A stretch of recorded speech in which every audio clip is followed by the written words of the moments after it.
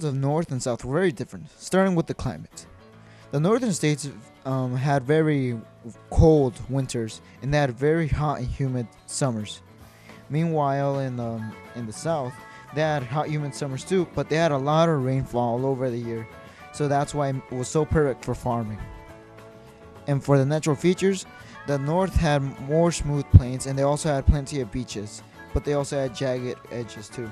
Meanwhile, in the South, they had smooth plains and they had less mountains. That's why, again, it was great for farming.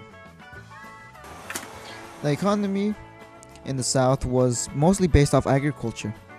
Most white Southerners did not have slaves, but the very rich ones did. The cotton was a big crop at the time because of the cotton gin that was created. And because of that, there was an expanding demand for land and slaves. As for the economy in the North, the Industrial Revolution that took over, industrialism was big. There was plenty of factories from them. They even built machines to make agriculture more efficient. Transportation. In the North, fast ships were being developed, and rails were becoming very popular. Not only that, better roads were being developed. In the South, though, they were more old school. They traveled mostly by old boats, so river travel was pretty much a big way to carry things from, up and down. The rest was carriages and horses and things like that. There were a couple of rails, but most of them were in the North. Now for society. Society in the South was different from the North, but at the same time not so much. A lot of people in the South did not know how to read or write. They were illiterate. And African Americans in the South were mostly not free. There were barely any free slaves. And the ones who were free, it's pretty much the same thing as being slaves, because they were discriminated against and they had so limited choices of jobs and things like that. In the North, most people were not wealthy nor powerful. Most people were still working on farms, but more and more people were going towards cities. As for African Americans, they had more freedom. Slavery was abolished in the North, pretty much. But they still were discriminated against. They could not vote, hold office, serve on juries, or attend white churches and schools. Also, most immigrants arrived in the North. That includes people from Germany and Ireland. And most people just went to the North rather than the South.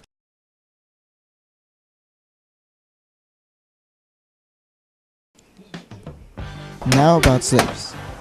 Now, in the South, slaves had very hard lives. They had no life basically. They had no family, no children. They were just a thing basically. Cause they were property. While free slaves in the South were discriminated, and most worked as laborers, craftspeople, or household servants in towns and cities. White Southerners viewed free blacks as a dangerous group for some reason, so they were cautious of them. Free blacks in the North also experienced discrimination, and they had to face segregation too, but they had more rights than the free slaves in the South. Now for the economics of slavery. Slavery was a very profitable thing. They were worth a lot, the slaves, especially when they were strong. The weak ones were not worth as much as the strong ones because they were not able to do as much. Slaves were in high demand when the cotton gin was invented, because cotton had a huge demand at the time. Slaves worked on many different sizes of farms.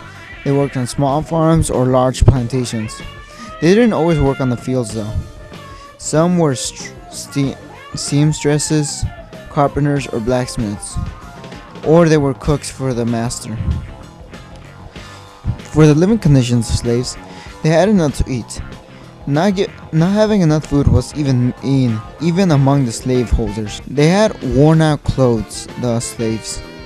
They were never really improved or anything. They didn't always have shoes either. Most of the time they only had one pair of shoes. And usually the shoe fit so badly that they preferred just going barefoot. Slaves did, though, receive medical treatment whenever they were sick. Slaves were forced to do labor. They were usually beat, whipped, even branded or other forms of torture so they could be controlled. They were taught to fear their master. For resistance of slavery, on a day-to-day basis, most slaves had quiet acts of rebellion. Like they pulled down fences, broke tools, or something like that. Or they just pretended to be dumb. As for open defiance, they were disrespectful to their owners and just didn't want to do anything. Or sometimes they ran away. At times, they had rebellion. They killed their owners, poisoned them, or just went out and destroyed the entire town, like Nat Turner. He led a bloody uprising in Virginia. He killed several people. Slaves on their free time had churches and they had communities. Also, they did things like dancing or they sang songs. African Americans had a rich culture. They sang poems about the oppression they had. And if you don't think that we can take it back, then you're wrong, but it'll help if you just sing along. C-A-F-E-F-I-R-E-S-O-N-G song. C-A-F-E-F